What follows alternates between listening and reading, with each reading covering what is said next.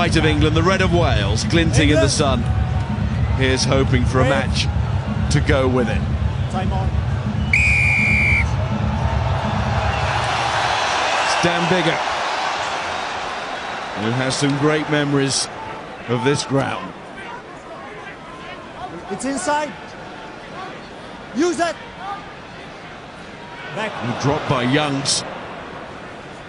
Not the cleanest of starts from the England scrum half. Liam Williams.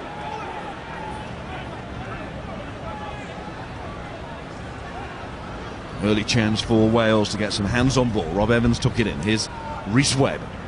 Too Biggar.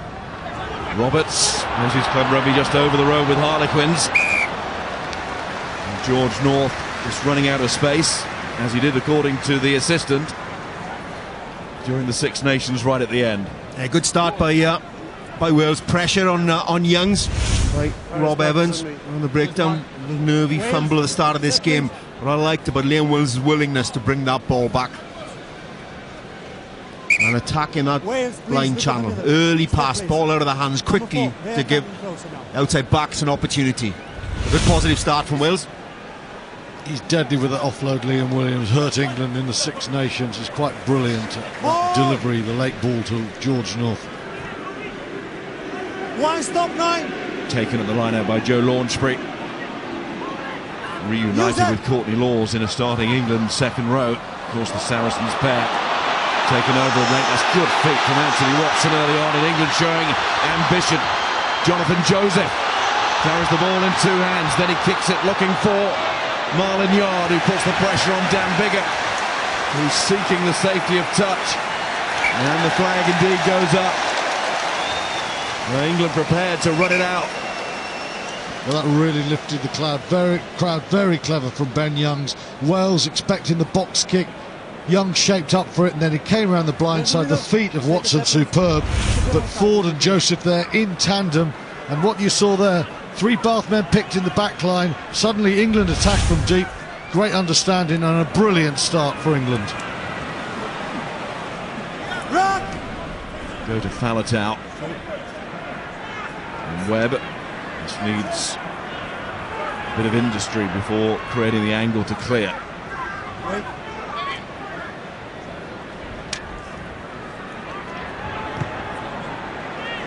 Halfbacks so used to each other's company combined. Have a word with Too 7 clear. about coming up early in the line out. 7 wide. Yeah, Anthony please. Watson's Okay. twinkling feet has caused Wales all sorts of problem previously.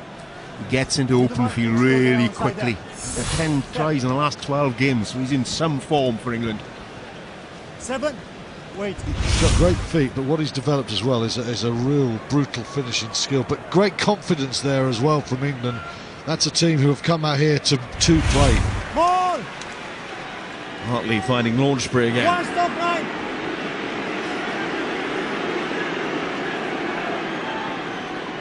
Use that. Youngs has dropped it again. Well, Faletau got a great big left paw in there, and that just stripped the ball. Brilliant play. Moriarty. Advantage over for knock on. Biggar. Release 4. Launchbury across with the tackle. Webb.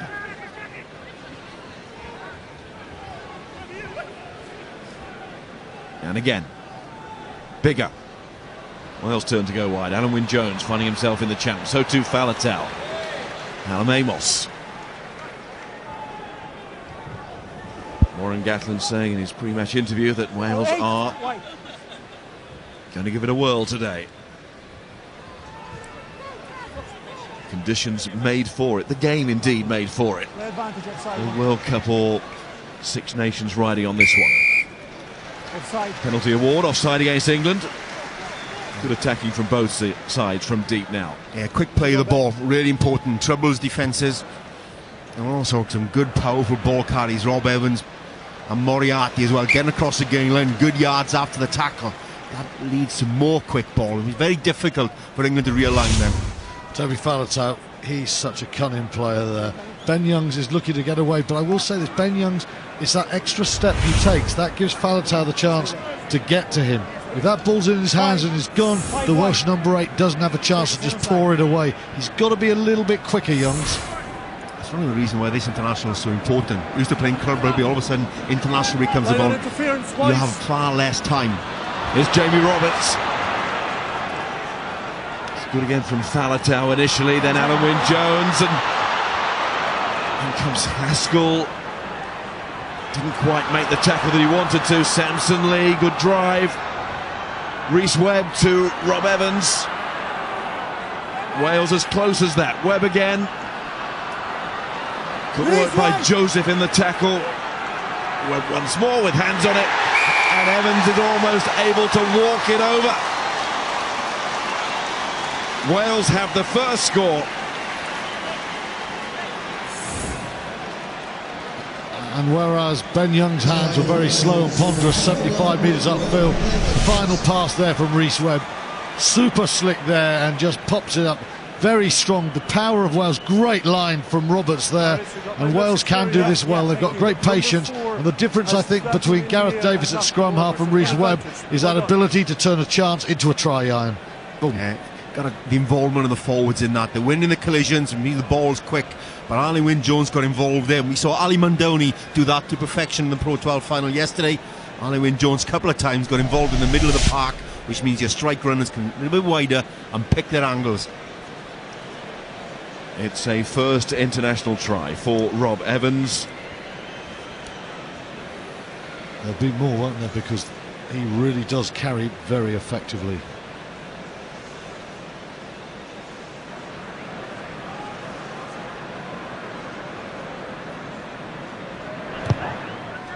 And Dan Biggar with the conversion.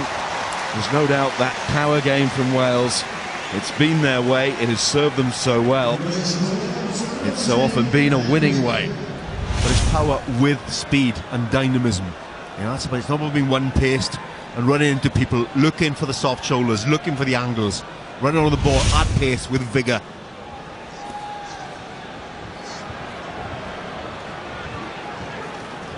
Do you have a view on that, Johnny? Rock! It's inside.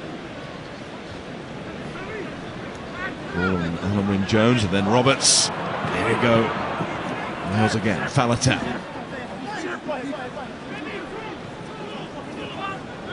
Alan Wynne-Jones No, is that's passing right. like an inside centre at the moment, and Falatau's playing like a wing. That's gone forward. England will be very relieved about that. It's the second pass. Yeah. It's the second pass that's hurting the defence.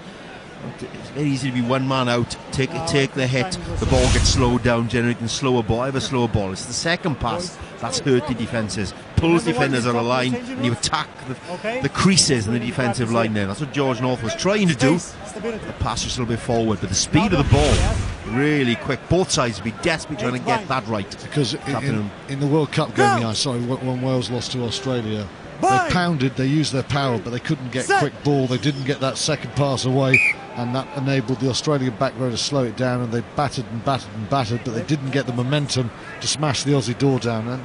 And in the history of Warren Gatland's management of Wales, that has been the problem when they played against the big three. It's worked in the Six Nations so many times, but they have to guarantee that pace if they're going to beat the likes of, well, New Zealand was one. A small matter of the number one team in the world who haven't lost at home since 2009. That challenge is pretty colossal, but it's one I think Wales are up for. 3 tests and also a midweek game against the Waikato Chiefs. As tough as it gets. It's Ben Young's, George Ford, hand in there from Roberts. Knock on, White. Knock on advantage. Then went Harrison. Still advantage, White for scrum. Ford again, another fingertip in. Same advantage. Time from Biggar. I No think Dan advantage. Biggar Knock on in the tackle. could easily have been pinged there. There was no way.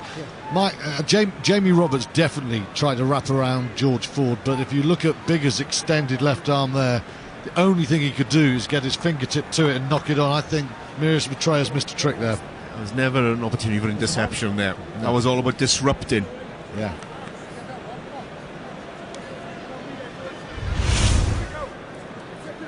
Solid set piece from England. Looking at that ball away quickly from Clifford to Youngs. Crouch. That's the wraparound. Fine. Will Greenwood. Yeah, we're just looking at the previous scrum, and that's England's classic go-to move from a left-hand side scrum. They do it in the warm-up, they've done it in test matches during the Grand Slam. And Jamie Roberts has said, I know what this move is, I'm just going to come in from the outside and shut it down. And it's just even in games like these, you just need to try and offset a side, do something a little bit different so that they don't quite get what they've prepared for. Look at that alignment from England at this scrum. Free kick given, so the backs will leave their positions now, and in comes Bigger again. Marlon Yard, first to arrive.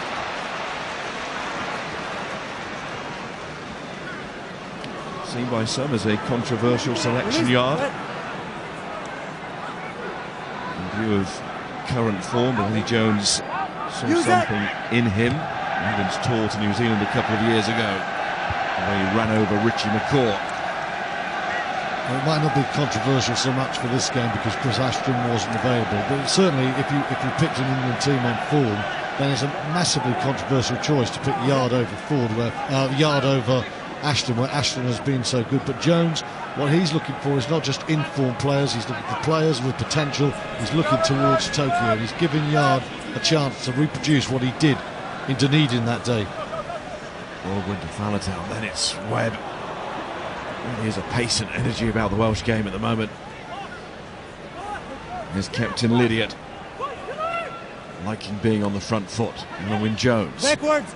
Showing no signs of the recent injury that he's had. The Achilles problem has clearly healed up.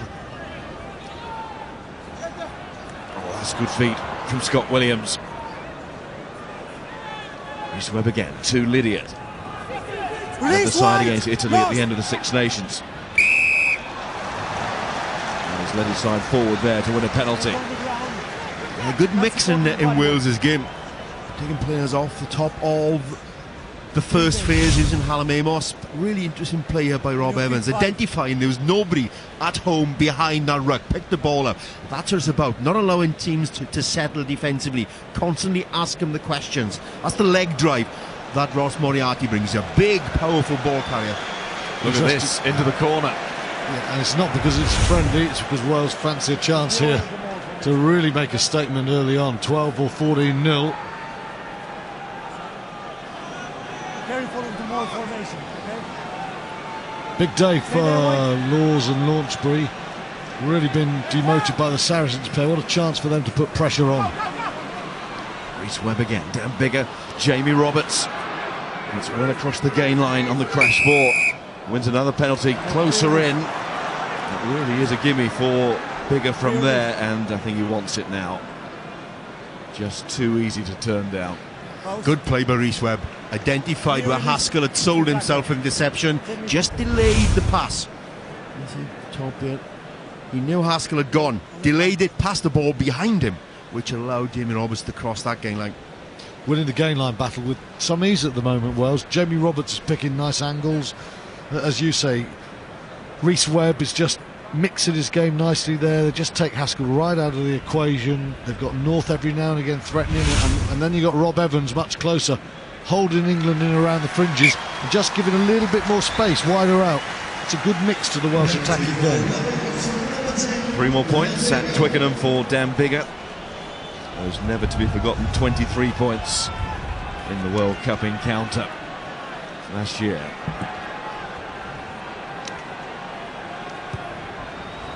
George Ford restarts, England trailing by 10.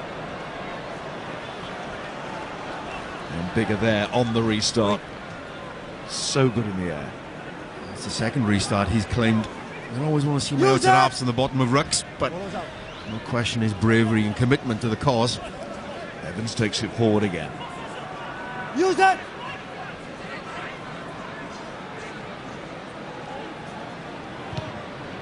Webb bossing things at 9. Here comes England's aerial boss, Mike Brown.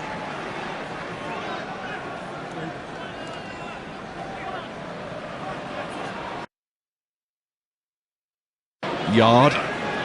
No way through there. Youngs. Ford.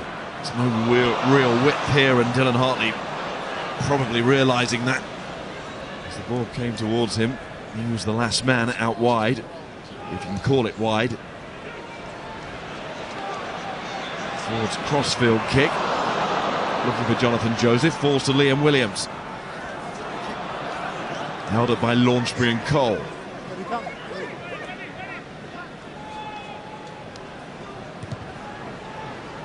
Bigger tries crossfield. And it's good from Anthony Watson. Clever block from Burrell as well. Just stopped Watson getting challenged in the air. No hands, Taken on by Tamana Harrison. Forward a little bit deeper. With a kicking aerial battle at the moment. And dropped by Liam Williams. Off the floor by Launchbury. Mullen was there. A knock on from Watson. No, says the referee. That is advantage to England.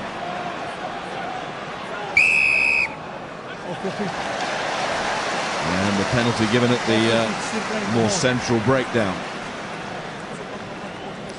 England tortured Wales in the Six Nations with those high-hanging kicks to them onto the wings. Alex Cuthbert in particular had a difficult afternoon. It's brought a few dividends once again. Just looking there, George Ford, a couple of decent kicks, but that pass was weighted badly. He and Burrell not on the same wavelength at all there. Needed a soft, sensitive pass. And you could see now hammers that ball at the Northampton centre. Don't think he was expecting it.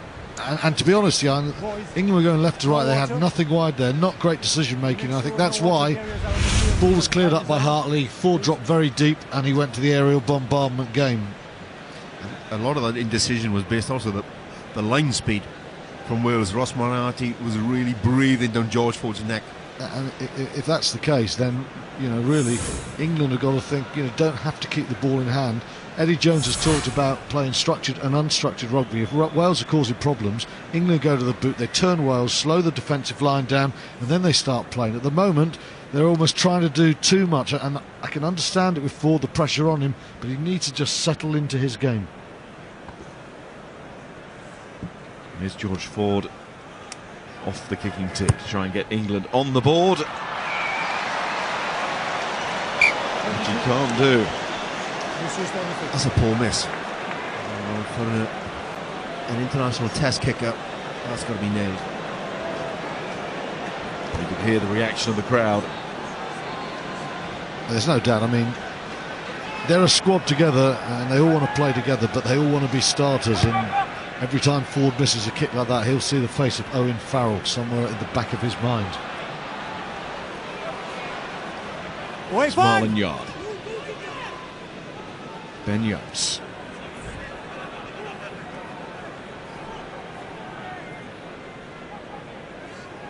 Ford.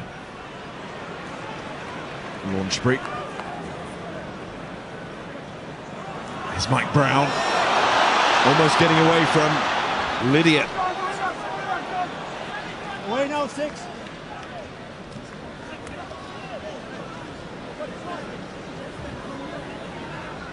Youngs again. Ford. Launchbury. He almost breaks through as well. Anthony Watson. Quickly back to his scrum half. Ford. There's Joseph. Just about hanging on to these tackles, Wales. England stressing the Welsh defence. They're getting behind that game line every time, aren't they?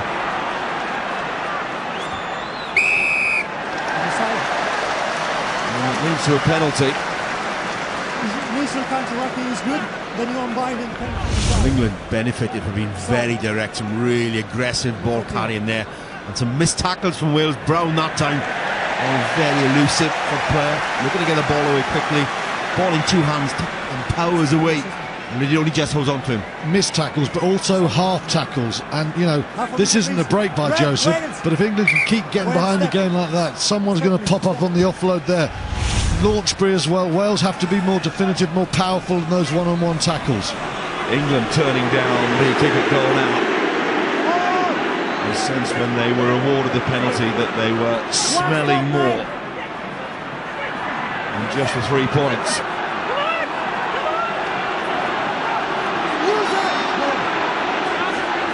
But good work from Wales initially. They'll have to do it again though, because Luther Burrell has gone through. So keen to seize his chance, having missed out on the World Cup for Sam Burgess. And with the Manu Tuilagi injury thrown into the spotlight again. And England's first try scorer. Well, the script has Jamie Roberts as the man who picks that line and smashes under the line.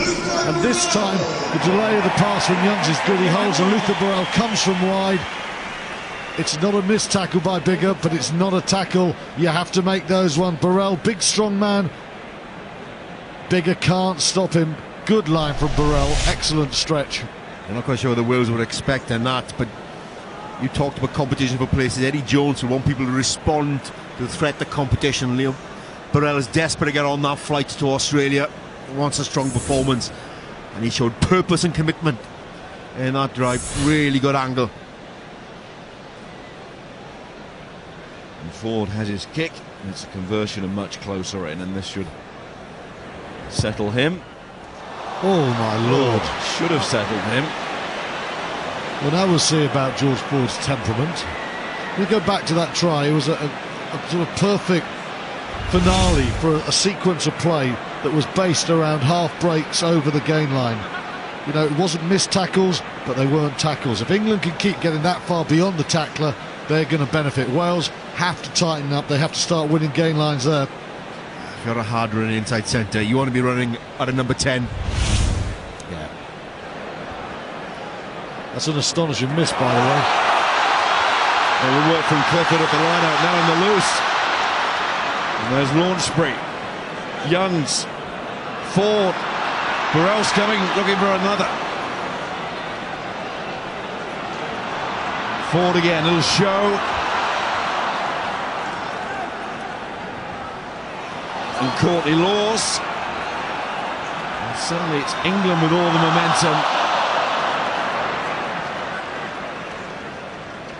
Whistle's not gone yet.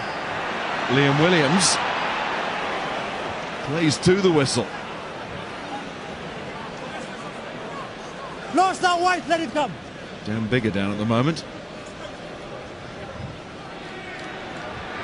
Someone has to sit back in the pocket if you need a clear when your 10 has been treated. Reece Webb's just realised that fact now. He's without his half-back partner. He's got somebody there just in case, but also he's quite happy to take on the responsibility himself. In doing so, it gives England another chance to launch a counter-attack. Anthony Watson. Haskell and Youngs. And Ford really was man and ball time. Timing all wrong on that pass.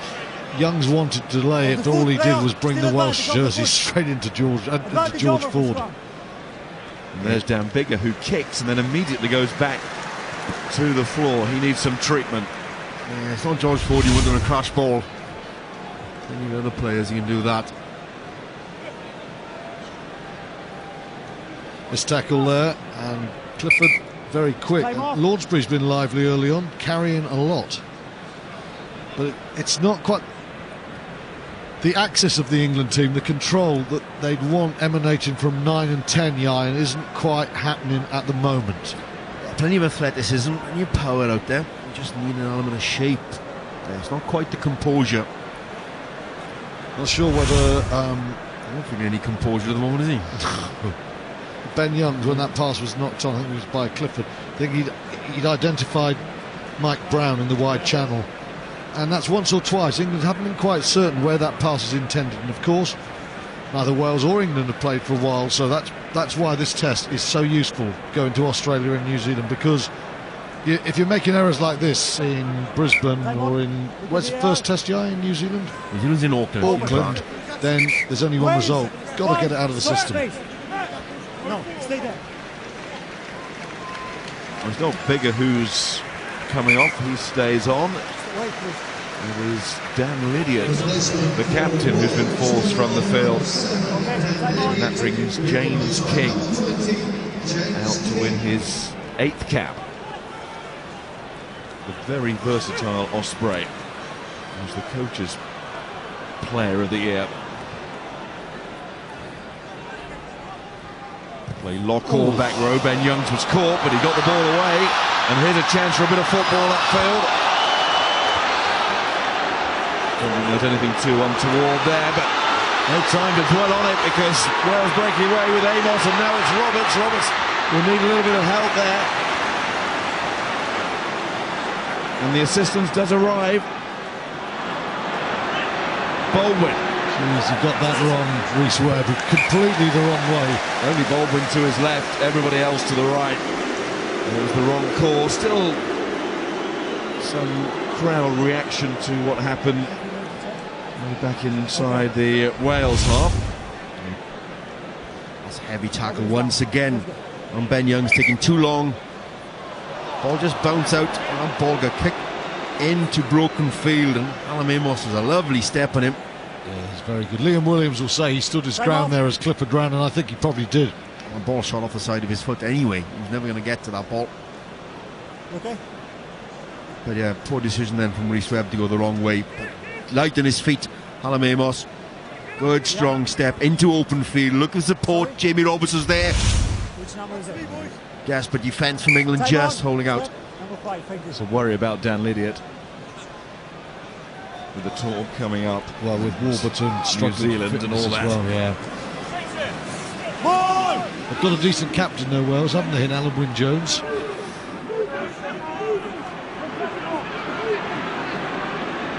Strong in all areas against the All Blacks, but especially, I suppose, the back row. You're at your strongest. Anyway, that is for debate or injury news later on. He's so good at those kicks. Argues the best. Roberts. Joe Launchbury really is putting himself about. Good work in tight spaces by Rhys Webb and Scott Baldwin. Play advantage, Wales. Webb wants to tap and go. Play on, take it. Release, play on. Faletau. It's an important boot in from Hartley, but it's an illegal one. Rhys Webb with quick tap and go has bought Wales a much easier penalty, and Dylan Hartley a little bit loose here, ill-disciplined. That's why. Kicking the ball out of the hand. Since he's come back from that long layoff, that injury, he's looked sharper and sharper every game. Very alert, keen to attack, constantly an attacking threat. And you talked about his service, the speed of service away. Really gives us outside half bags of time, plenty of width on it. You go back at the Whereas Dylan Hartley, of course, has played very little rugby since he got injured in the Six Nations, and he's playing his way through the rust. Soft penalty to concede there, but that's another purpose of this game. Hartley's going to be captain of England in the first test in Brisbane. He needs a decent amount of rugby today just to get him right for it as well. Even those who have played domestically until the end of this season, their last international game was 10 weeks, would have been 10 weeks. Yeah. That's too long. You need something. That's where the significance of this game uppermost in the coach's mind and the players. Bigger goes into his own individual routine. But it works. Let's go down to the gain line with Scott Quinnell. Scotty. Great Alan Amos run earlier, but we'll have a look at Ben Youngs there. He's been a bit tentative at the bottom of that ruck today. You can see Jake Ball, he's going to come in and he's going to time that absolutely perfectly. And as we roll it on, it's a lovely time tackle. As he comes off his line, then Clifford put under a bit of pressure. Alan Amos gets it, and it's a great run. Yeah, ball was nice. Jake Ball, one of those players eager to seize the opportunity today. Ball, Luke Charteris involved in the end of season top 14 commitments that he has.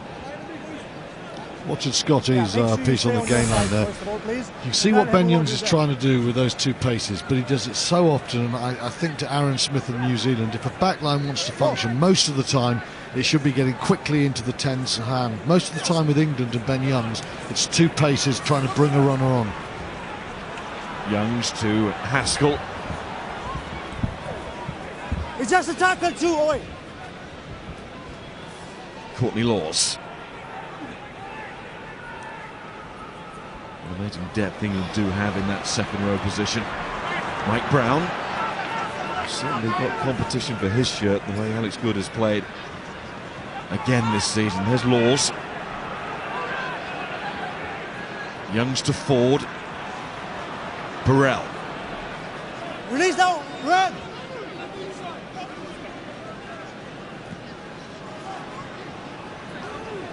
It's Harrison. It's your player on top, player. Chris Robshaw rested for this match.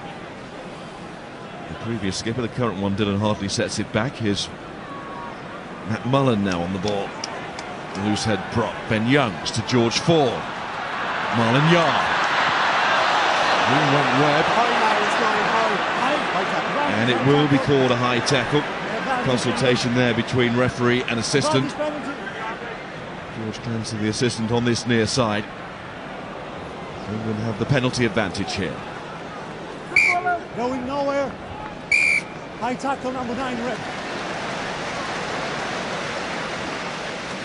Into the corner, they're 5 metres from touch. George Ford has had a horrible start with his goal kick, and the logical thing to do is go for the corner. Rhys Webb penalised. The left arm is high there. Swinging as well. No argument about that. No, it's a penalty. Jumped up in the air. I couldn't give anything else other than a penalty.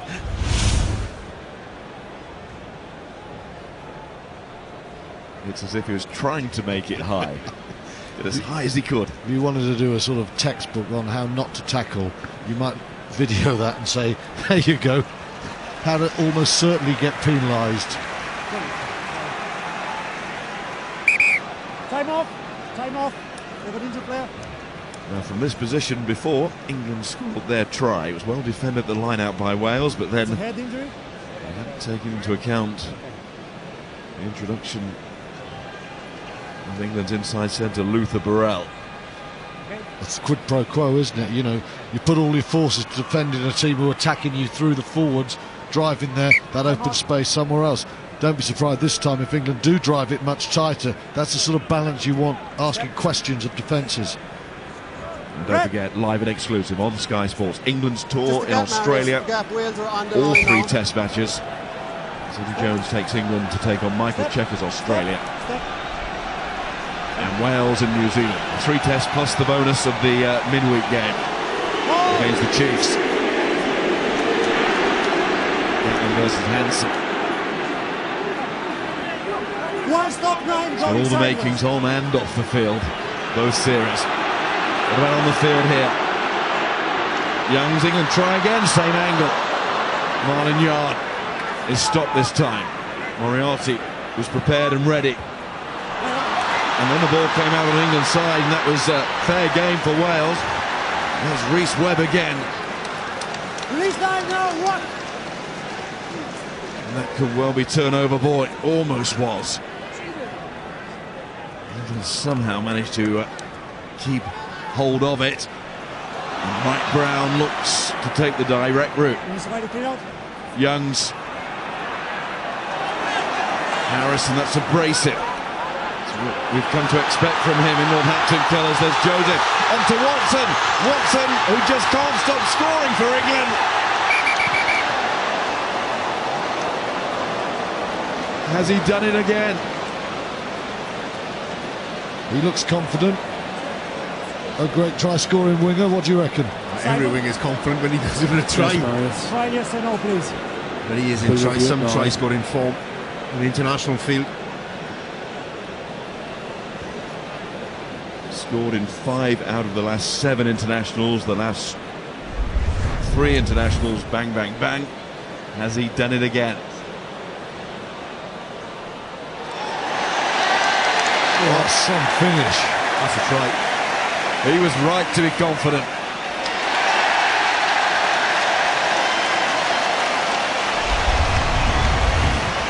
That's really good awareness.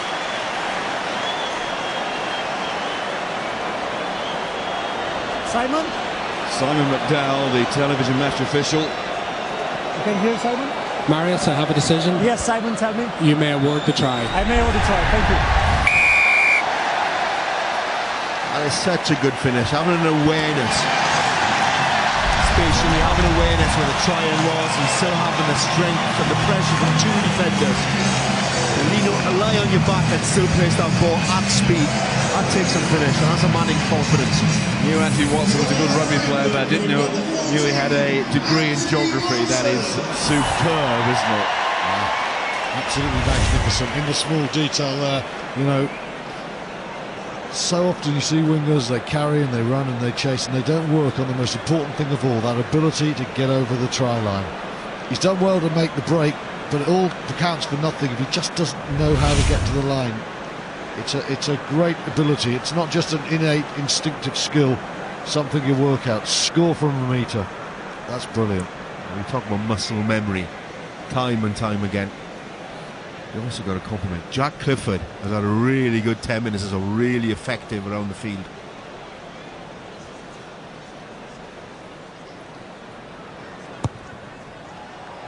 Ford could do with this, but he doesn't get it.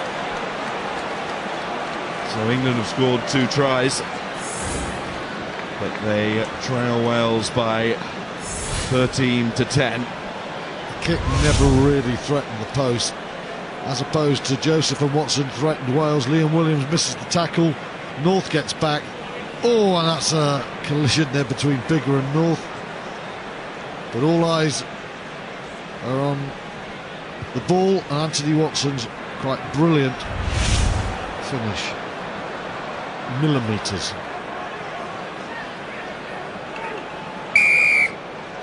All the way. Number 3. It's again Clifford Fall on the wrong making side, good slowing down the yards, ball. making significant yards. He gets beyond that first tackle. Speed off the mark's been impressive. And that's interesting, because I know he's playing 8 today, but if you look at England, one thing they had a over-reliance on in the Grand Slam team was the ball carrying of Billy Vunipola. Neither the forwards who can carry, and Jack Clifford, who can play 6 and he can play 7, is showing that he can carry at a high level here. It's a fairly significant first 35 minutes from the Quinn. Just look at that England back row on block. They can all wear all of the numbers and have done at various points of their career. Virtue or vice, that's the question. Ball is there, raise now, Red.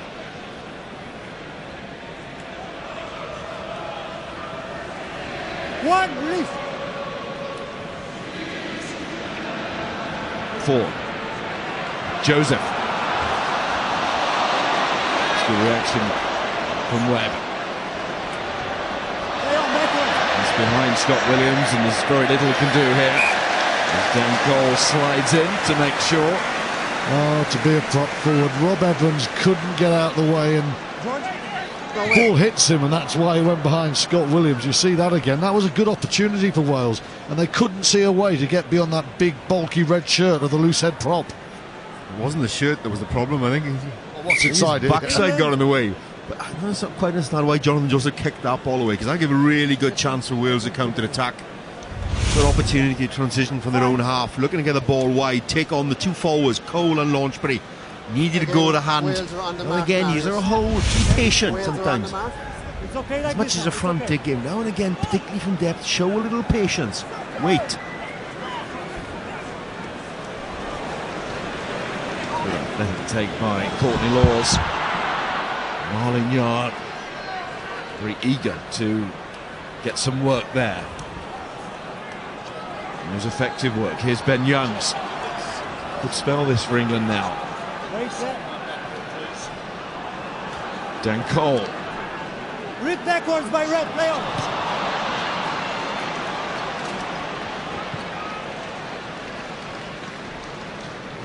They Wales are managing a couple of times now to turn over the ball deep in their own territory.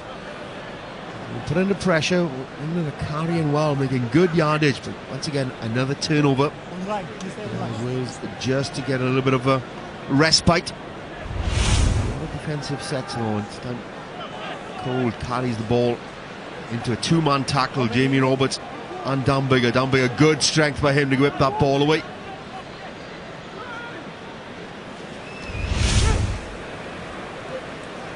And that's the way to do it. Number 12. And that's not the way to do it. That is crossing in midfield. It really hasn't happened at 9, 10, 12 yet for England, has it? And apart from Burrell's cracking line for the try, Youngs and Ford aren't on the same wavelength, and Ford and Burrell once or twice just haven't been there. That's not great from Dan Bigger. Bad miss. Stop 5, 3. It's not the end of the world in that Wales will still get the throw into the line out, but it should have been much closer to the England 22. That's just a timing. That's not practice, not being together enough. And when you do, if you're a defender, throw your arms up in exasperation, just convince the ref even more. Not that he needed much convincing. That was a blatant crossing, but throw your arms up just to make a point. Play on. Well, Faletau stood his ground at the tail of the line out, and it worked all the way through to him. Scott Baldwin, good handoff. Webb. It's those big ball carriers again, first of all from Wales. Scott Williams. Suffered that knee injury in the World Cup game against England. Long time out, but great to see him back. Reece Webb had a tigerish first half as Webb. And it leads to another Welsh penalty. Yeah, some really good carries by the Wales pack. First time, then when you're off your feet, have a second chance. I think it's penalised, putting pressure. Really good, powerful carries, close to the breakdown.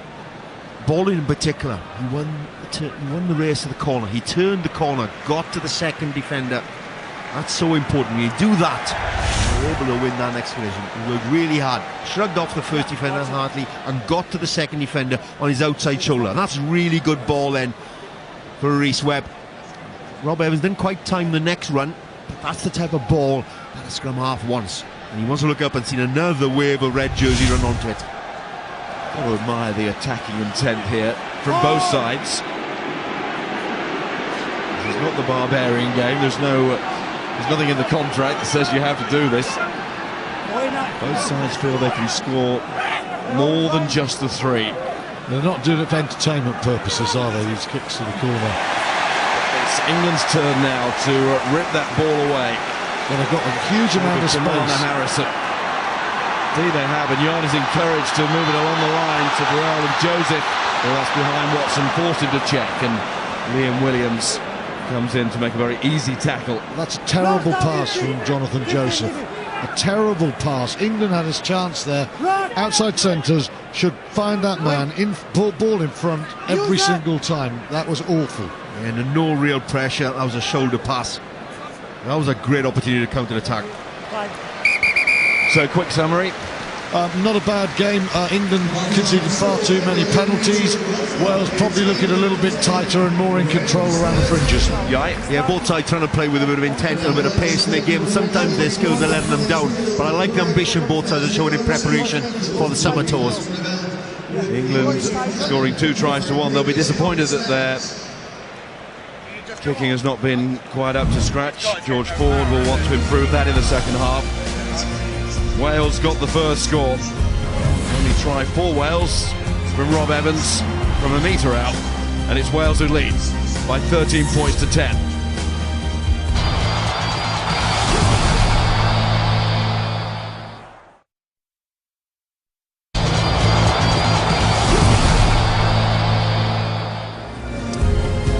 So much sunshine, a huge crowd in this afternoon at Twickenham for the 129th instalment of England against Wales, and in stark contrast to the Six Nations, it was the visitors with the faster start. Rob Evans plunging over, Luther Burrell doing no harm to his cause to make the plane to Australia with a sharp line to the try line. And what a finish that was from Anthony Watson, who just keeps grabbing the 5-pointers for England. 4 in 4 now, and 10 in his last 12 games for England. That is quite some strike rate for Anthony Watson. Sir Clive Woodward, our special guest, Will Greenwood alongside.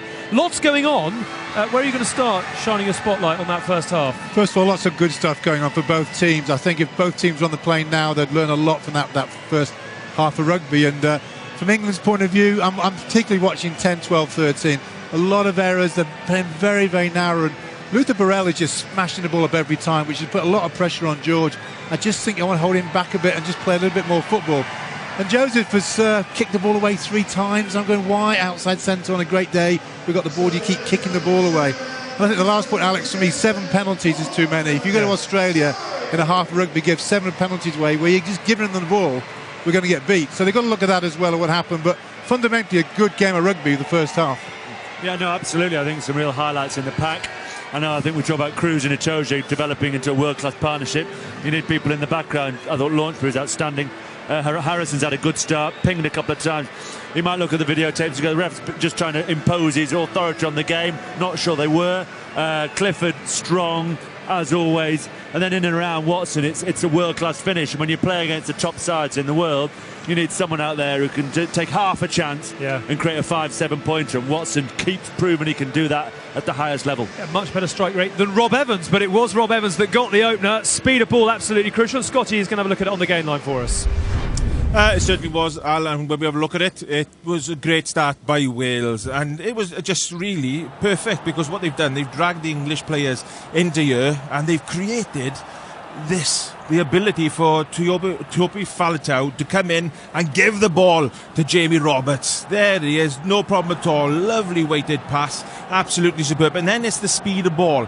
But what I like as well is the fact, there we go, we saw this yesterday with Connacht. It's the big man, it's Alun Wyn Jones this time. He's going to give the lovely pass, no problem out the back door. Lovely step there by Bigger, and then they're going to go through the phases. First is Samson Lee, so many phases, we've had to cut it down a little bit. And as we see here, Scott Williams going over the top, no problem at all. This was the carrier the time before, Rob Evans. He's going to recycle himself because he knows where the try line is, and he's going to get over for that first try. It was the perfect start for Wales. They lost that line out at the end. They would be disappointed with that, but more of that in the second half for me. From a Welsh perspective, you're going to add to that? 10-15 minutes, Wales looked more of a side who know that they played together on many occasions. They went to muscle memory, muscle mastery, and played really well in that 15-20 minutes when they look like the cohesive unit we know they are. You put George Ford under the microscope this afternoon. I mean, you've mentioned the fact that it's potentially not that easily coming together for him, but what have you made of the curate's egg of a first half? What have you made of the good stuff and perhaps the stuff he needs to work on? Well, I think when you're missing all your goal kicks, and let's face it, these were easy goal kicks. He's missed 3 out of 3. It was not a great start. I just think, watching him here, it's a bit of a kick to nothing sort of game. Again, I'm just thinking you're going to get against Australia. They're going to be loving that. You just kick the ball to them. They're going to absolutely love it. And I have to say, if I was Danny Cipriani sitting at home, I'd be thinking, crikey, why am I here when George is playing? And I'm just not sure George is quite on top of his game. And I think the same thing with Mike Brown. I think they both don't look quite on top of their game at the moment. So, a lot going on. You've got to go to Australia with your gun team, and I'm just not quite sure he's on top of his game at the moment. I think he's missing the influence of Owen Farrell. I think Luther Burrell, quite rightly, is running the angles that he feels gets him into a squad, gets him into, this is what I do, I run short lines, and he's focusing on that. And if you had Farrell out there who bosses the defence, who really is his extra eyes, his ears, a mouthpiece for him, just missing that influence at 12 for him. And when you're not playing well, Alex, you want that 12 just talking to you, give me the ball, I'll pass, I'll kick. Burrell is not that sort of play. He's just a real heavy artillery runner, and I think that's causing George a lot of problems. When you talk about the heavy running, it was a fine line though that got him over the try line. I mean, is this what England want from him, or do they need to see more? The key here is a good drive. You can see Bigger, he's just watching in. He looks up now and he's seen it, but it's almost too late. The gap's big in between Roberts. Roberts has to shift around the outside. They're short in numbers. And he just see Moriarty held by Youngs. Bigger's thinking, Moriarty v Youngs. Right, I just need to stick a little bit tighter. Just half a second looking there. Burrell comes on his outside shoulder there, and it's a really sharp line. Launchbury round one. It's that reverse angle that can often break defences down. Roberts is the master of it. Quickly want to bring back Scott. Obviously this remarkable stat that Wales have not led at Twickenham, Scotty, since February 1980. They've got it. We know they're a big second half team as well. What do you want to see from them in the second 40? To see for them in the second half, Al, is that defensive presence. When we see them, they've been done outside by the likes of Watson. A couple of times they've been broken through the middle. This is exactly why Sean Edwards, who would have wanted this game, they're going down to New Zealand. They need to get those defensive presses in place. The likes of Williams and George North, they were just a little bit too tight for that Watson try. They just need to get into those defensive patterns again, and they need to come out and need to play. I just illustrated the try with Alun Wyn Jones, with his ability to be able to play in, play outside. If they do that more in this second half, it'll be exactly what they need. And it may well send them to New Zealand with a very valuable victory. England, you feel, need a little bit more oil on the parts at half-time than Wales. And a big crowd enjoying a fantastic atmosphere, really. But both sides with plenty to learn, plenty to work on. And 3 the difference as we head towards the second half in just a few moments' time.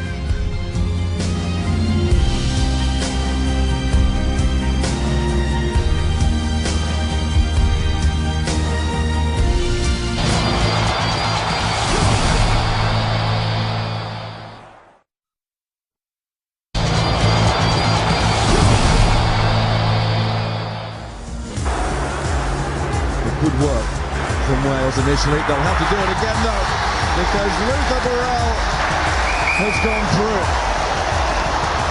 There's Joseph onto Watson. Watson, who just can't stop scoring for England.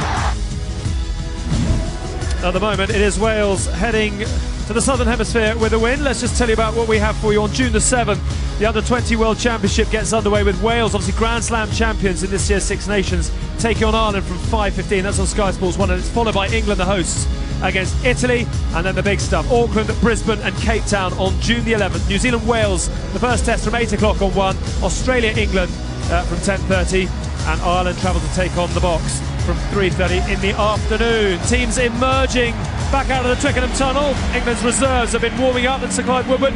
Would you be tempted to make 1 or 2 changes, or give the run on side a bit more time just to find their groove? I'd give him a bit more time, Alex, but I'd certainly be looking at Danny Kerr to come on. I'd love to see Daly play. Elliot Daly coming on. I would leave Ford and Burrell together. I think they, if they're going to go to Australia, they need the confidence of seeing this game through and hopefully for an England win. But certainly in the backs, I'd love to see Elliot Daly given a real chance out here. And I think Kerr, the reason Stuart said in the commentary, we just need real quick ball without those couple of spaces to just see if that can get the game for England even quicker than we're playing at the moment. We shall see if Eddie Jones heeds your words. Wales up by 3. Let's hand you back to your commentators, Ian Evans, Stuart Barnes and Miles Harris. So here we go, and it will be George Ford to get us underway. 2 friendlies before, if you can call them friendlies, when these 2 nations meet. On this ground, both have been pre-World Cup. Absolute thumping. 2007, England won 62 points to 5. 2011, 23-19. England won that one. At the moment, it's Wales with the advantage, as was the case in the World Cup. And on the verge of Carry back. a 9-month period, second victory on this famous Twickenham turf. Rock. Use that. No changes at half-time. That change in the first half, though. Just joining us, Dan Lydiate, limping out of the first period, replaced by James King. Alan Wynne-Jones taking over the captaincy of Wales. Here's an early chance for England's captain Hartley to put his side on the attack.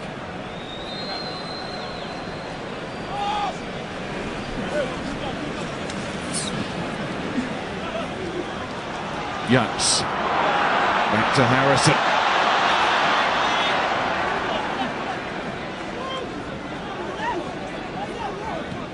Launchbury. Living.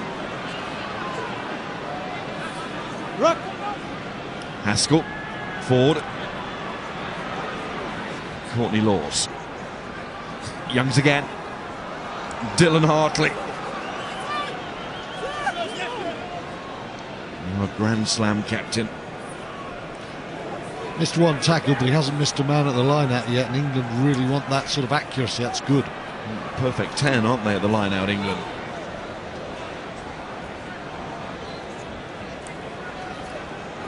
Laws carries again. Moriarty with the challenge. Ford trying to work a bit of space. Marlon Yard. 14. It's good defence by Scott Williams and really hard there. For those floaty old passes, the crowd get quite excited, but it just makes it very easy for the defence to drift onto it. Sort of know how it's going to end. Knock on. Yeah. Tackling again from Wales, forcing the turnover. Ball lost in the tackle. Here's Roberts. Jamie Roberts. And his eye on George North, who's seen very little of the ball in this match. Wales looking to change that, no doubt, in this second half. Bigger. Covered by Brown. Mike Brown setting off.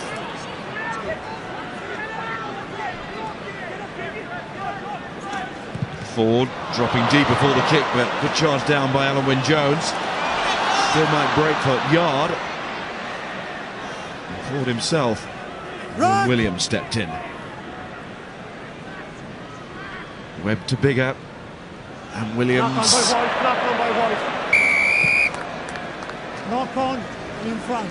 And therefore the offside after the knock on. England get the penalty.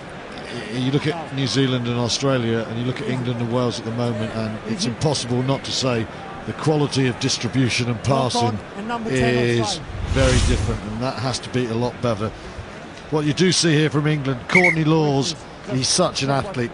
What a fantastic tackle that is on Jamie Roberts there. You know, we've seen Itoje this year covering the ground, and Lawes, maybe a few people have forgotten just how good he is at just crossing the field there. Brilliant. I take your point about some of the errors here, but it's also the purpose of this game. You don't want this to happen in the first test in Auckland and in Brisbane. You need this to come through. You need this skill set to be stressed under pressure. You need to be blowing. Really, really important, and that's the case. And that's why both coaches were so desperate for this game to be on. It's about that. I take your point, Ian, but you couldn't defend Wales and say that during the Six Nations and during the World Cup the quality of their passing was any better. I mean, it's been a massive. It cost Gatlin and Edwards and Rob Howley's team that game against Australia. Their distribution wasn't good enough. So, yes, they might be rusty, but Wales's problem is time and again when the pressure's been on and they're far from rusty, they haven't come up with the goods.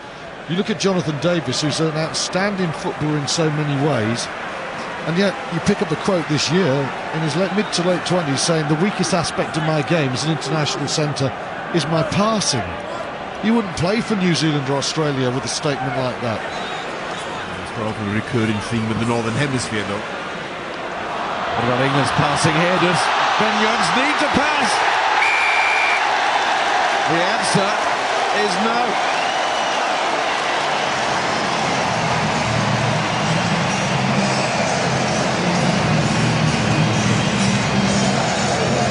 Well, Ben Youngs might have dawdled a little bit on the ball a couple of times in that first half, but there's no dawdling there. He got onto that pace with some speed. He sniffed an opportunity there. Great speed off the line. To Joe Launchbury take as well under pressure. Launchbury's had a cracking game. I think Baldwin is defending the tail. And the hooker it is who just gets in the wrong position there. That's the danger. You put a two at the back there and he can be exploited. Launchbury takes a great ball. England transfer it really quickly from the middle of the line out to Youngs, and Baldwin is not capable of making that tackle. And neither was Rob Evans. He was desperately grasping in thin air. You had two front rowers there trying to make the tackle. But England have used that. Similar now, 3 times England have looked to move the ball away from a 5 metre attacking line out. Move the ball away quickly. Last time England went to Australia, Ben Youngs starred, didn't he? Oh, he did play well, didn't he? And he was a star there. Everybody bought it. Picked out his men, front rowers.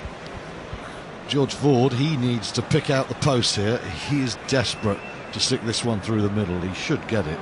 Desperately, with 3 tries scored. And that remains the reasoning behind England's total. Those 3 tries, still no points for the route of George Ford. Scott Quinnell, gain line. This is superb by Ben Youngs, and as we have a look at this, he's exploiting the inside and outside. As we stop it here, there we are, he's got Baldwin, no problem, he's looking this way. What he hasn't done is allowed Rob Evans to come across, and it's the inside step that has allowed them to come across. Just send him on the inside. 1 and 2, great pace and vision by Ben Youngs. Walk on, red advantage, red. Scrum advantage. Right, no, 2, stay there. I like the fact he had ball in 2 hands. Always a problem for defenders. Ball carriers got the ball carried in 2 hands. Advantage over. Rob Evans did a good job as the scrum half there. Lost now 2. Here's the real one, Rhys Webb. And Faletau slips that first tackle. What great feet. try scorer here in March. And Wales nearly pulled it off right at the end. That falls to Clifford, who's set off it. Look at the pace of the big man. What a charge to the line from Jack Clifford, who breaks his international try-up. And what a way to do it. Well, we're going to see a TMO first to see if there's an England knock-on, but what flaring pace. In the middle of the field. Scott Williams did not pick him up at all. Yes, His pace has been very evident, but this is more than a hint of a knock-on. Does Dan Cole get to that? Dan Bigger is adamant that he does. I think Cole gets his hands on the ball first, I think. Well, Bigger looked very relaxed while all this was happening. Was calling the players back upfield. Problem with the replay is Topi Faletau on this angle is just in the way.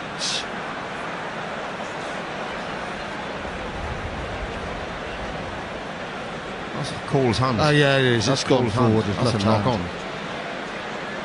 But great speed from Clifford to get away, Mike. Marius, I have a decision. yes, Simon. There's nothing clear and obvious. You may award the try. So nothing clear and obvious. I may already try. Thank you. Everybody else is back towards the halfway line apart from George Ford, who's going to get a conversion here.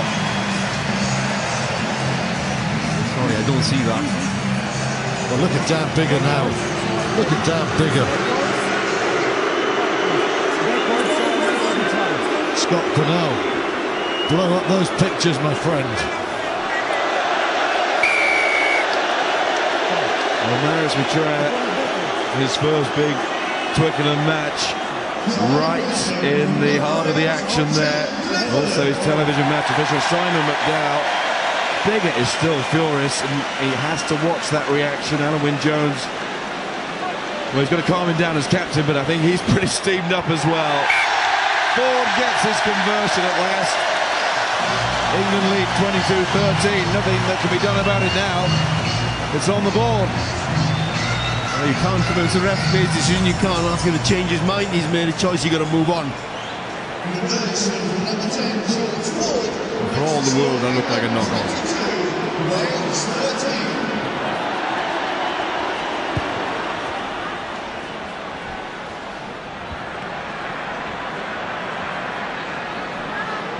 Well, that man carrying the ball will be feeling delighted.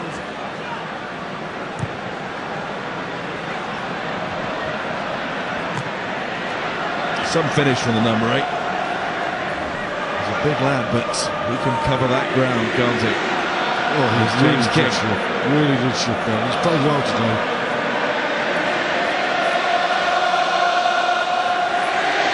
Wales feeling a sense of injustice, and they'll look to the referee and say, was that forward? He blew up and said forward before he could say it. Not back in the tackle. Off Jonathan Joseph. Here's Scott Quinnell. Now we're going to have a little look at this from Spider Cam, and now as we have a little look as it plays on, there's the hand, there it goes down just before it gets to the Welsh player. Knock on.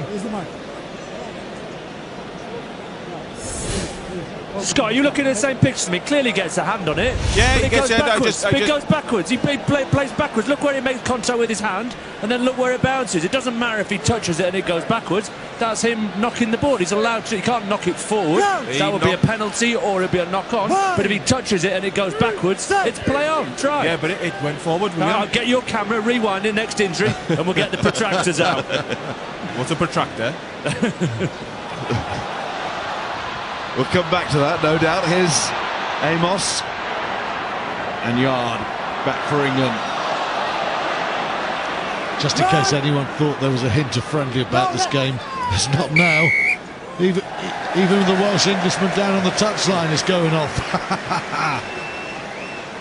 The two boys from the School of Hard Knocks handing out a few hard knocks to each other. So we've got 1-1 between Messrs Quinnell and Greenwood. We'll complete the voting panel in a moment with Mr Barnes and Mr Evans. I think I know which way you're going. Leave it. It goes on the other side. That's a knock-on. It came off Cole's hand and it went on to a Welsh player, and then there's a knock-on. I think it's a knock-on. It's a little bit like Europe. I'm not going to say which side I'm going to vote, but I think it was quite not an easy call. I can't say 100%. I saw the knock-on there. I thought it hit a hand on the fence. No advantage, knock-on. No advantage, scrum. We'll have the scrum. England put it.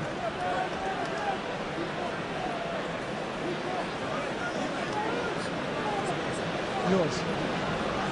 White scrum. So that angle, you can see what Will Greenwood is talking about, but just go forward first, onto the ground. The iron's shaking his head here. I can understand why.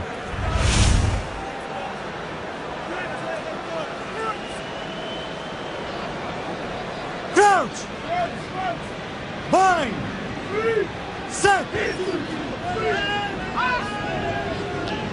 Could very well be a game changer, couldn't it? Hard on the back of the young score. In a game that's been really tight, suddenly England have clear water, and it's a big call, it's a massive call. But as both sides are, the Wales are heading out to New Zealand as we look at this again. That came off Cole and ended up going on to Ross Moriarty. Yeah, that's a knock-on. If he goes forward off Cole onto Moriarty, then it goes forward. The initial lock-on is a white one, yeah. So have you just voted? Crouch! No, if the iron's right. But I think, considering the challenge Wales have in front of them, how you respond to things like this is really important. Yeah. That's psychologically, you're thrown these sort of slings and arrows, you have to respond, come back strong. Come here. Well, on that, Wales have responded very well on this ground on 2 occasions in very recent memory. One to great effect to win the World Cup encounter, and so close to almost getting the same identical scoreline in the Six Nations should that try have gone on to be a try and underneath the post right at the end in March. You cannot overestimate the challenge that confronts them. Down there, 2 losses in 40 games. Wales haven't won out there, and they haven't lost an international game at home since 2009 against the Box. So it's a significant challenge. Psychologically, you have to be prepared for a battle. Yard to Youngs. Forward. It's nice for England. Jonathan Joseph. Really nice. A cluster of red shirts around him. Tackle was inevitable at some point, but he made good ground. There's Youngs again. Leave it up. Wales sends a turnover, and they get the penalty as England hold on. Best piece of play we've seen from England behind the scrum there. It's a pre-work move, and it was really well done. That's what Marlon Yard does give you, because he's a big, imposing winger. He fixes men because you know that he's dangerous. And it was lovely to see him distribute the ball there and just put it into space. And then England were able to get Jonathan Joseph going, and there's a missed touch, so we don't see it yet. It's a couple of times now that has happened. Disappointing for Wales.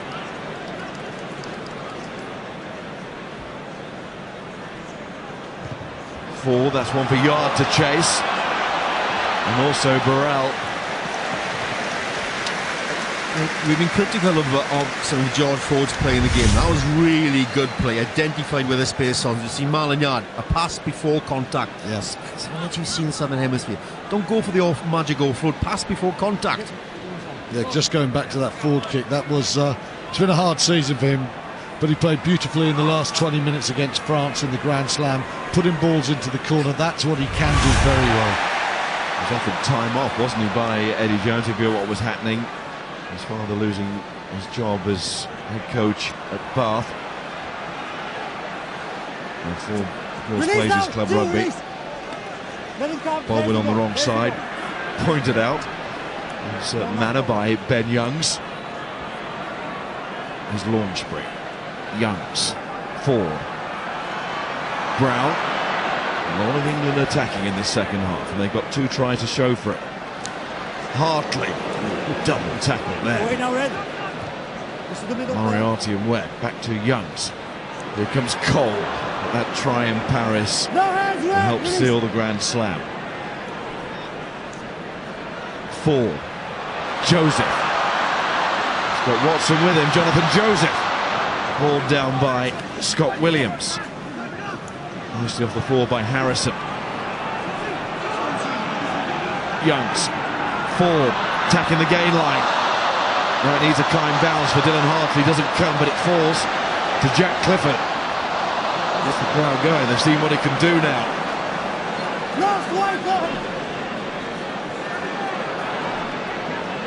Webb, and through goes Burrell. The referee calling them back for the initial infringement. Scott.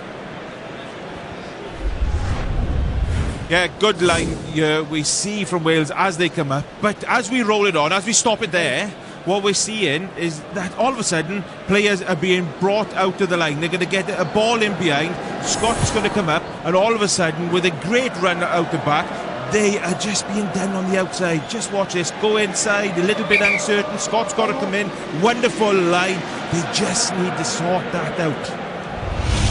We have a pull-back pass, it really does. If it's done effectively at the right time, the right speed, it's very difficult for defenders who are already committed to a particular home plate. That's the key word, committed, Jan. Too often in the last England regime, England were like a poor man's New Zealand. They tried all these pull-back passes, and they were 5-6 metres behind the gain line, so defenders just watched what they were doing and then faded. That move there, as Scotty just showed, with Marlon Yard picking that line, that drew people in, and that then opens it up to people like Joseph or Elliot Daly when he gets on to use his pace. Lots of changes being made for England. Danny Care's coming on at scrum half for Ben Youngs, and for Wales coming off the bench, Christian Dacey and Gethin Jenkins into the front row. Reece Priestland's out there, so too Gareth Anscombe. So 4 changes made there. A lot of the details starting to go wrong in Wales's game. A couple of missed touches from penalties, a couple of missed line-outs. Got to get the basics right. Ford finds Brown. Harrison. Burrell still has time to sort it out. Some loose stuff from England as well in the last 5 minutes. A couple of the forwards think it's the London Sevens at the moment.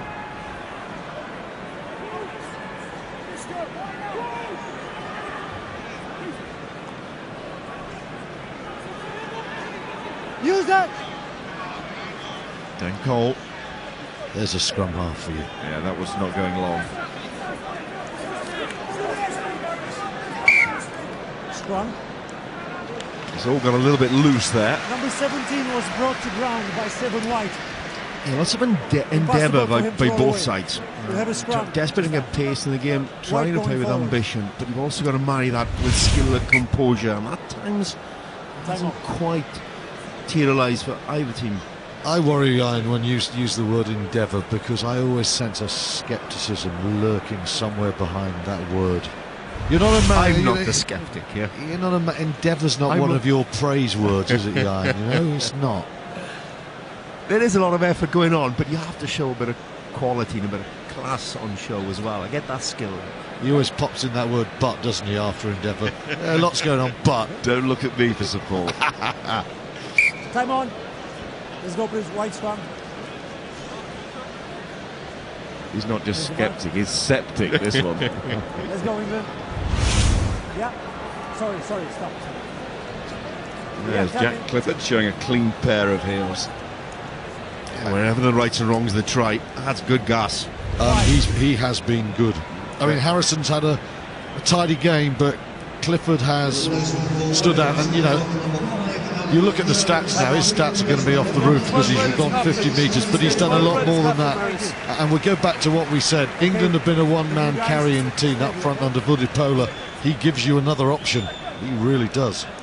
Alwyn Jones leaves the field, right with the same kind of alarm that surrounded Dan Lydiat's departure. Lydiat clearly injured. Alwyn Jones' first game back goes off near the hour mark. That was to be anticipated. Josh Turnbull comes on, Cardiff Blues player of the season.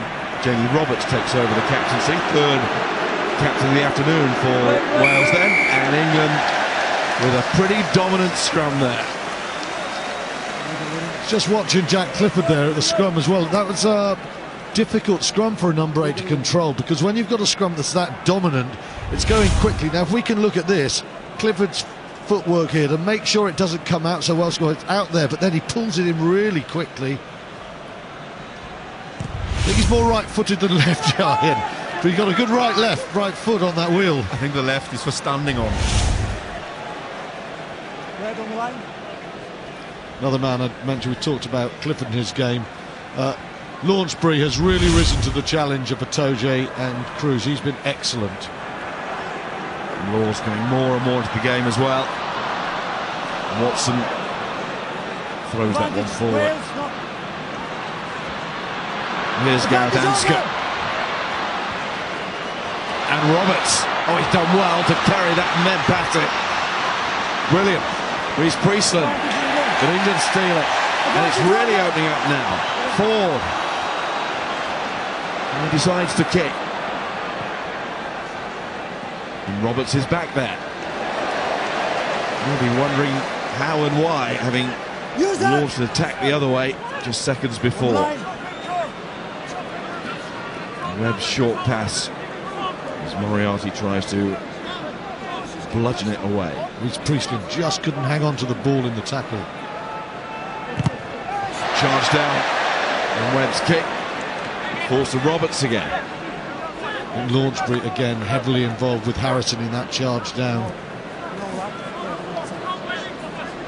Jake Ball drives on. Use it! So we approach the midway point of this second half.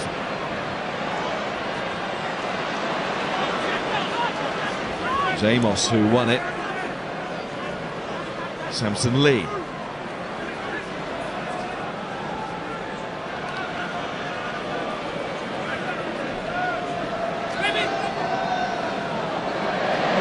Valentell's lost that. In goes Harrison, in goes Danny Kerr to show that pace of his. Jonathan Joseph onto Anthony Watson. He's not going to finish again, is he? There's one man who can, it's Watson. And here's Haskell. England with an advantage, looking for their 5th try of the match. Kerr to Ford. Courtney Laws, good handoff on Roberts. His Marlon Yard. And there it is. England creating, finishing, and enjoying.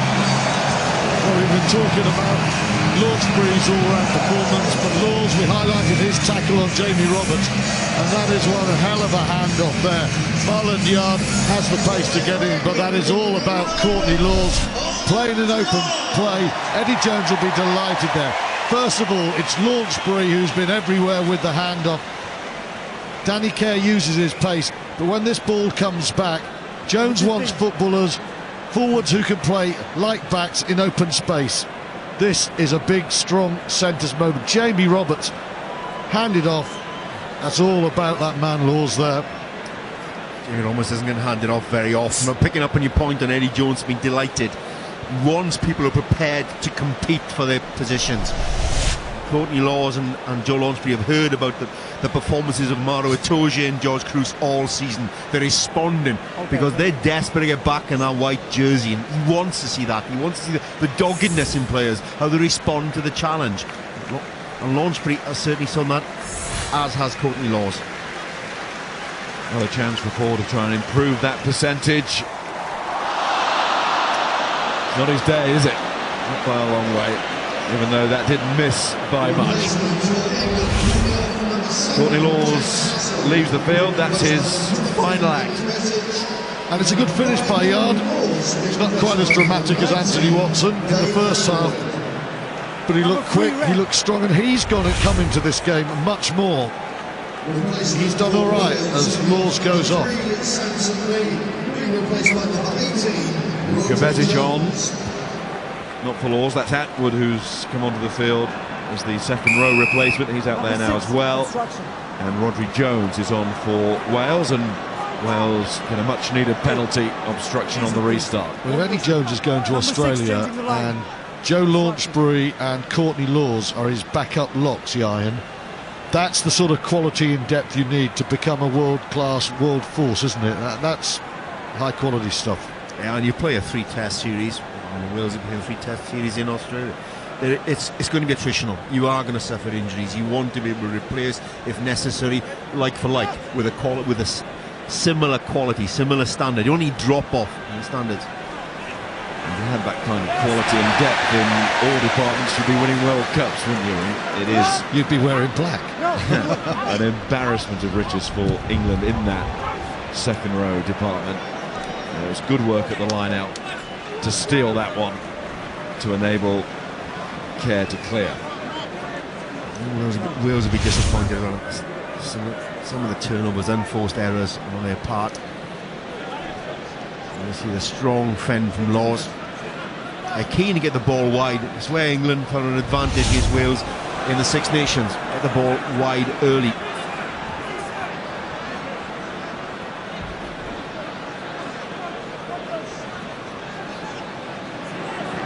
Launchbury in there again. It's another tackle that dislodges the ball.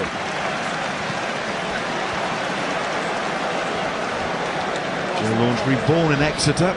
His club was losing Sandy Park in the semi-final. That would have hurt a little bit more for Launchbury, but as the boys have been saying, the presence of Toge and Cruz and all the justifiable publicity that surrounded their performances for England in recent times, and in one way it sort of pleases a squad man, a true squad man, and I'm sure Launchbury is exactly that. But the competitive spirit, the desire for the shirt is all there, of course, and he and Laws have responded very well indeed. They really have. Now it's Atwood's chance. He means second row himself. His club colleague at Bath, Ford, puts that in behind. Anscombe's not going to get long here. I don't think I've ever seen Luther Burrell not pumped up, but he really is pumped for this, and you can understand why. Liam Williams nicely out of the tackle. Dacey takes it on.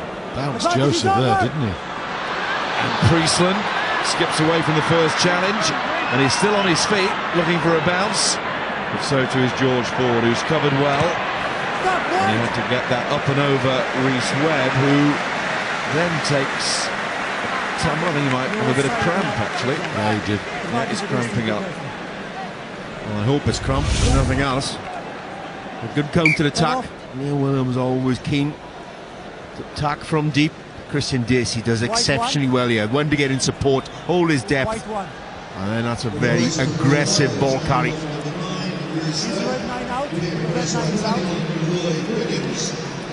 Ellis Jenge coming on.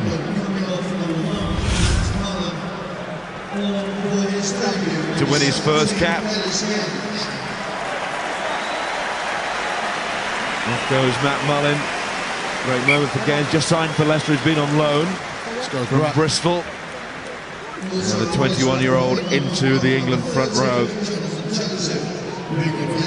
He's got a grand total of shooting star. Premiership rugby. What's he played, Miles? About half an hour in his career total. Well, a year ago he was making his championship debut for Bristol against Jersey. I'm going to wonder how they let him go. Another sign, isn't Eddie Jones, looking very much to the future. Obviously, he's not going to be playing, I think, in Australia first test, but he's a player he wants to fast-track him. England have it.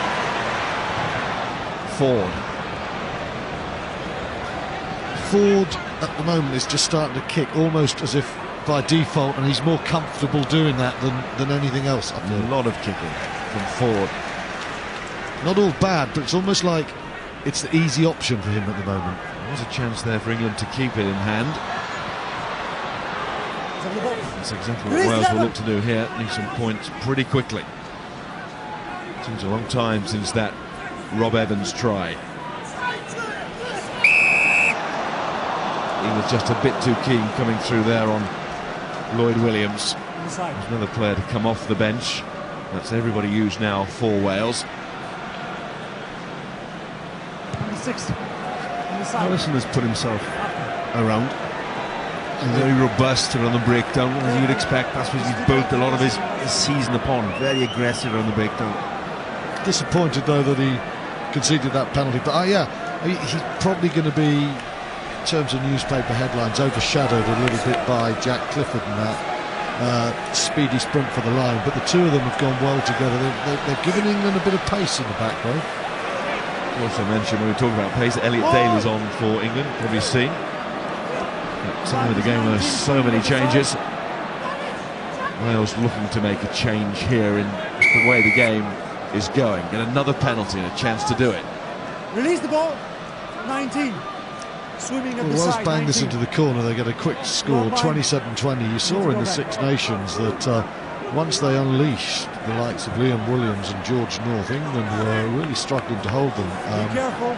Just Captain, worry about be careful. Wales that they really just turned the handbrake off too late in games. Just a little bit of flesh on that penalty. Atwood accused of swimming and coming at the side. He got unbound, therefore he had to enter from behind the hindmost player, and he didn't. His accuracy in the key moments affected Wales more than anything else. Josh Turnbull with a take. Drive comes on from Wales. And Launchbury responds. There's Genge. Powerful young man. And Kerr.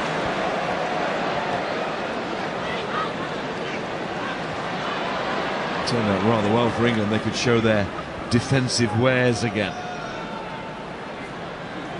George North, said earlier, hardly seen him with ball in hand. Liam Williams, now across comes Anthony Watson, always in charge of that situation. No space for the Welsh fullback.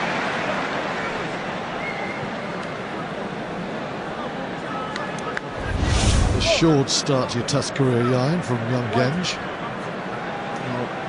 That's why Eddie Jones likes him. Puts himself around. He wants a bit of dog, as he said, on the field, some edge. And again, certainly brings that. Now, in recent times, England, of course, have played the Barbarians at this time of year, and the attendance for that match has really not hit the heights that it did a few years ago. It's been on the decrease. Well, England-Wales, as the supporters give themselves a round of applause for creating a terrific atmosphere. It's an international rugby match that will always bring them through the gates. Maris. Boys. Heading towards the last 10 minutes, and Hartley still very sharp with his throw-in. Use that. Yes, that will be a pleasing aspect for England to reflect on. One of quite a few. 14-0 in the line-outs. That's really good foundation stuff. That's your basics that Jones talks about to enable you to do other things. Excellent from Dylan Hartley and his jumpers and catches. Kerr will be disappointed with the kick, but it still might work. Not exactly where he wanted it, but forward. Kicks long again. You could hear the crowd there were wanting that to stay in the hands.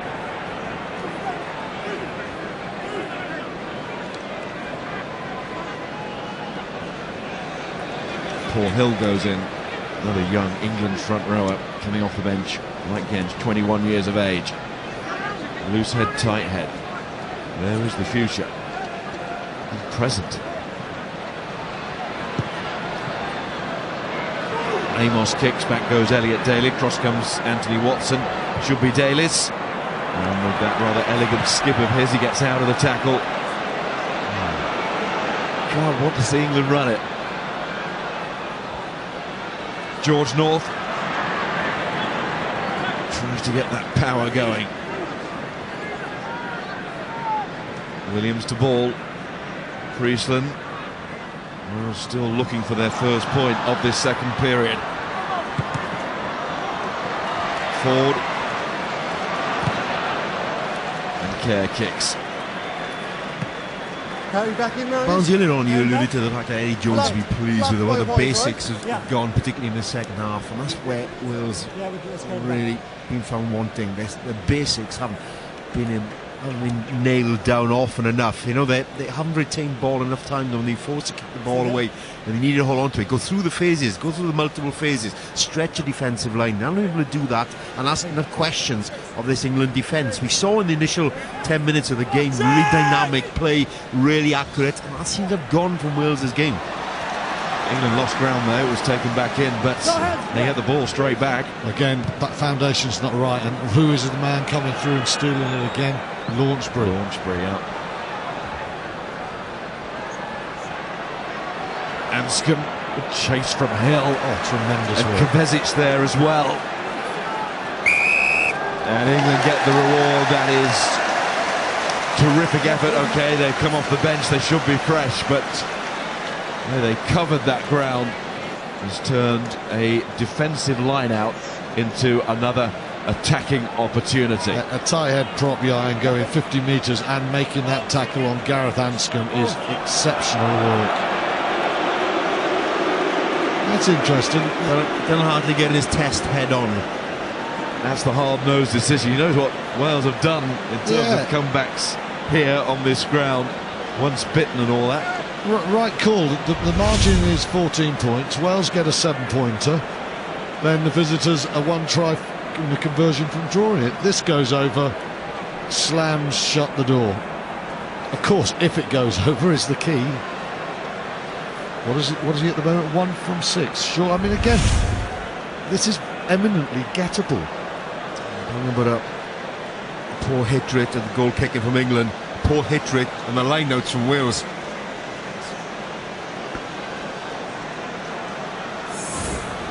His captain's put the pressure on a bit here. He said, get this score, and in effect we win this game. Over to you. And with 1 from 6.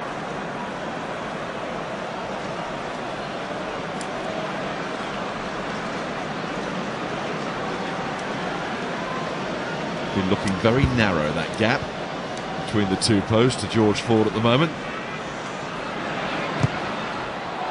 He's missed again. He's had a horror day, he really has, off the kicking tee, George Ford, no other way to put it.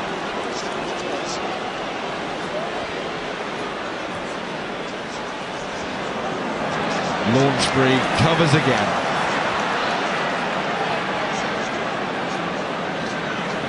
Kerr. Ford.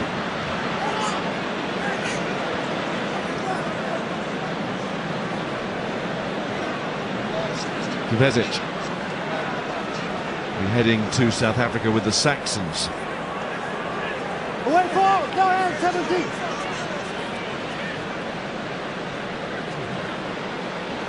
Denge showed it and got it back, but only after the ball had been fumbled forward. Good first international for Neil Hatley too. Recruited from Bath. Scrum has gone pretty well for the game, and it's going to be important. There you can see the South African, London Irish to Bath. You'll remember, of course, England have always owned the Australian scrum, and the World Cup arrived and Australia tore England to pieces. So Hatley has an absolutely central role to the events in the next 3 weeks. Alongside him, Steve Borthwick, the line-out king, and that's gone really well. 15-0 here on your own throw. Nicked 3 Welsh throws. And created problems for the Welsh line-out, unable to get that platform going, unable to get their strike runners into the game. And we haven't seen George North enough times on the ball. You know, he is Wales' major strike weapon. He need to get his hands on the ball, attacking. But does he too frequently fail to get his hands on the ball, the iron? Well, sometimes that's about game plan, sometimes it's about, you know, being in the wrong place and trying to find your confidence back. And obviously went through a sticky period, but he seemed to be in the back of the Six Nations, starting to find a rhythm back in the form, and starting to show the try scoring you know, and come to expect from him over many years. It's almost getting to that point where it doesn't really matter whether he gets his hands on the ball now. Game is almost gone. Almost. Here he is. Williams and North chasing. Lloyd Williams as well.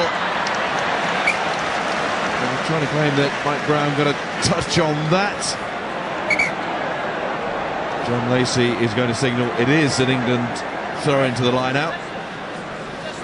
And as for our man of the match, we might have argued about Dan Cole. Did he go up? Did the ball go back or forward? There's no argument with man of the match. Jack Clifford was excellent, but our man of the match in the second row, Joe Launchbury, been put under pressure by the incredible season of Itoje. He has responded splendidly.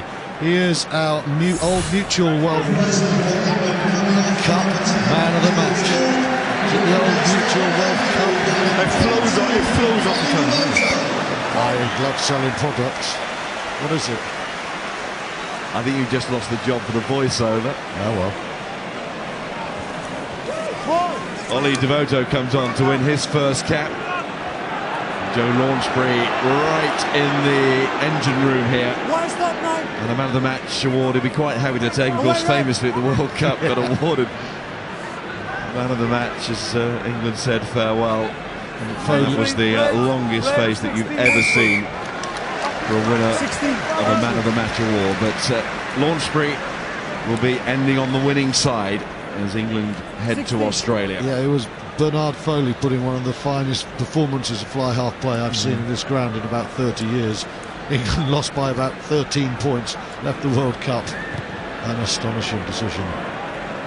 The people can occasionally get it wrong, you know, as well as us. Today's mutual World Cup man of the match, as chosen by Sky, is England's number 4.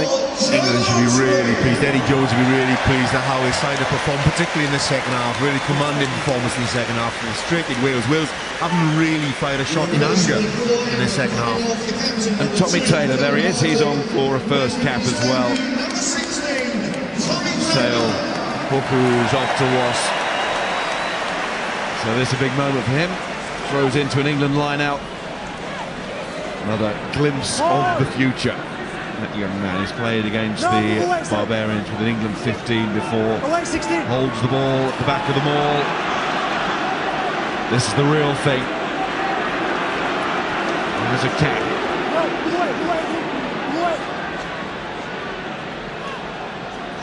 Kerr sets off, finds Devoto. And there's Daly.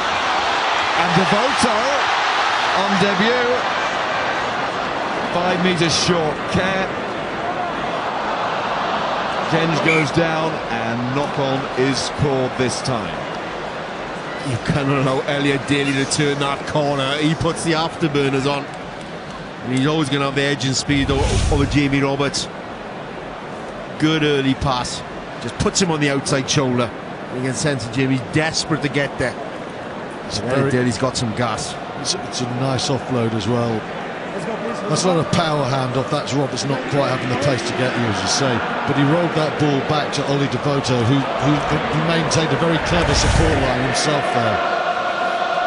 It's going to be interesting over the years. Joseph and Daly, they're like for like. I don't think Joseph has been anywhere near his best this season. Don't think he was anywhere near his best today. He's been patient, but his chance might come. Brown's will be firm and fast in Australia. There goes Lloyd Williams. The bane of Twickenham, the bane of England supporters. Yeah, that touchline. Came on as a winger in the World Cup and that chip through for Gareth Davis.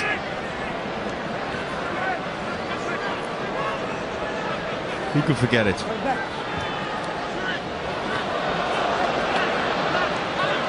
And there's Hannah Amos slipping the tackle. Gets support from Priestland. As Brown's timing was just right to put off the Wales replacement.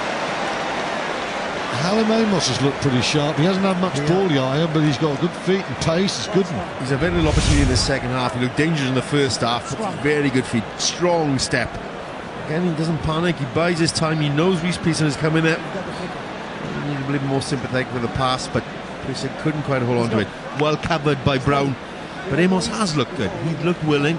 He's capable of beating a man, which for a winger isn't a bad starting spot. It's 27-30 and we go into the last minute. And it looks an emphatic English win, but Wales will be saying, as Scott Quinnell and Ian Evans have, that Dan Cole knocked that ball forward. That ball gets knocked forward. It's 2013 and there's tingling nerves and it's a different game. So it's a decent performance for England, but it's not definitive. Never know if it was a game-changing moment or game-decided it, but it did feel very important. And England get a scrum penalty with just seconds left now. Well, it didn't feel important, Miles. It was important because it opened up a 9-point lead in a game that had been tight all the way until then. I don't think either coach was expecting a definitive performance, though. They wanted to see signs of what they've been doing in preparation for what's ahead of them was working. Now, you can see signs of that with England. They certainly have the depth of squad to go through a 3-match series. Wales at times have looked 1 or 2 errors that they're looked a little bit off their game, and they can't afford to do that with the All Blacks looming a couple of weeks away. Final play then. Taylor into the line out, man of the match launch spree.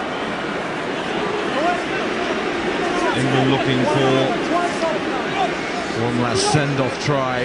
No, they're not. Kerr says we'll put it off. They could have given us a flourish, but England will be very satisfied with that. 5 tries and the final whistle, the final act of the domestic season, which all began in early August with those pre-World Cup warm-ups. Well, this billed as a summer tour warm-up, and it's England who go down south in slightly better shape than their opponents today, Wales, courtesy of this final score, 27-13. In terms of the structured play, England will be delighted. Their scrum and their line-out was very good. In terms of the unstructured stuff, they'll be a little more disappointed. 9, 10 and 12 in the shape of Youngs, Ford and Burrell didn't gel while they were on the field. When Daly came on, you saw a bit of unstructured brilliance. You saw some good stuff from the wings, but overall the structured much better than the unstructured stuff. But from England's perspective, they'll feel there's plenty to build on. From Wales, I think, a bit of disappointment, a few worries. Yeah, after a very promising start from Wales, they started off with dynamism and their accuracy in the game, but the building blocks slowly disintegrated. The line-outs went, some missed tackles as well.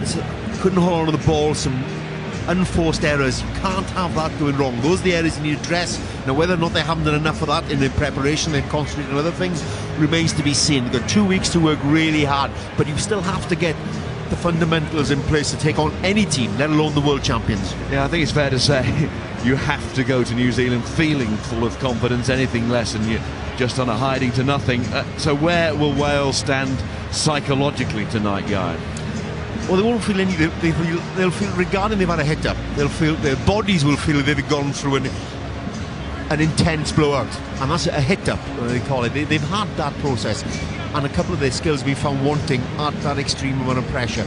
And the All Blacks will always put the opposition under extreme pressure. You have to respond to that. Now they will be worried of the fact they didn't withstand that pressure today, and they have to work harder on that. But they'll have had a game under their belt.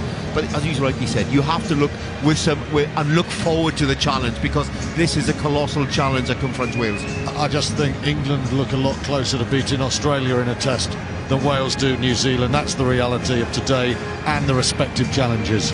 Well, we will find out soon enough, all live and exclusive, of course, on Sky Sports. Wales in New Zealand and England in Australia, and it's England who leave with the victory.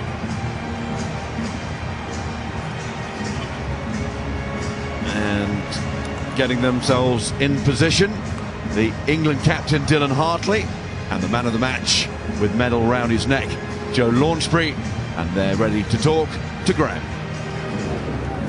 Miles, thank you very much. Fellas, very well played. Dylan, 10-0 down after 14 minutes. 27-13 is one heck of a response.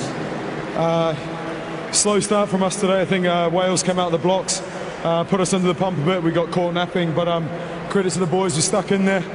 We got the win in the end. How difficult was it this week when you had a lot of new faces, a lot of people gelling in at short notice, Dylan? Does that make the win all the more satisfying? I don't want to use short-time preparation as an excuse.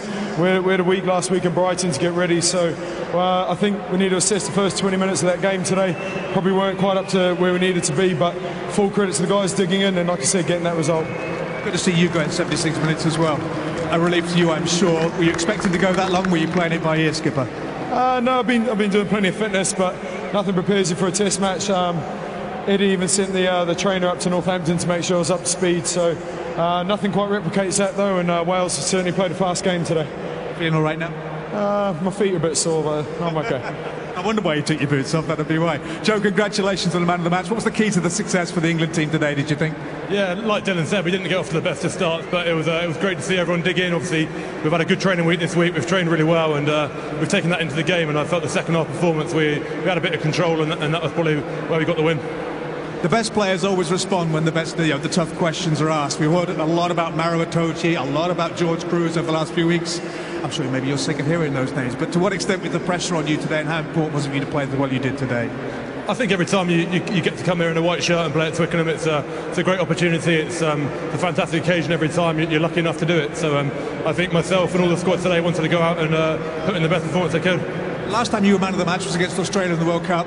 And the picture afterwards didn't look that happy, understandably. This time you think you've got much more reason to smile. Mark Satchell, CEO from Old Mutual. Old Mutual World Cup is here to present you with the Man of the Match award. Thanks a lot. Thank you very much. Thank you, Joe. Congratulations. Cheers. Well done, Joe Launchby. Exactly the kind of response that Eddie Jones would have wanted to see this afternoon. Challenge laid down and a response given. We're going to talk bigger picture in just a moment or two, but first of all, Sir Clive Woodward alongside was absolutely fuming at the full-time whistle. It was always about the detail. Do you want to explain why? I never understand teams when they kick the ball out unless they're within one score. I mean, England have won the game, there's 2 scores up. The message should be, OK, we're 6 points down to Australia, the buzzer's gone, what are we going to do? So we win the ball, we get a drive on and Kerr kicks it out. I mean, that to me, I would just go nuts. Say, guys, come on, we've got 80,000 people watching us, but more importantly, we've got to prepare. What would we do if we had to score? We've got a massive opportunity to try it, and let's get really disappointed if we don't score now. Yeah. Just to kick the ball out when you're 2 scores up, I just honestly don't get it. And I think there's young players out there, new caps. Do they want the ball kicking in the stand? I no. think that's the key thing, isn't it? The young players, the young caps. Devoto at 10 at this stage, Daly 13, Yard fighting for his place, Tommy Taylor's come on, Ellis Genge's on there.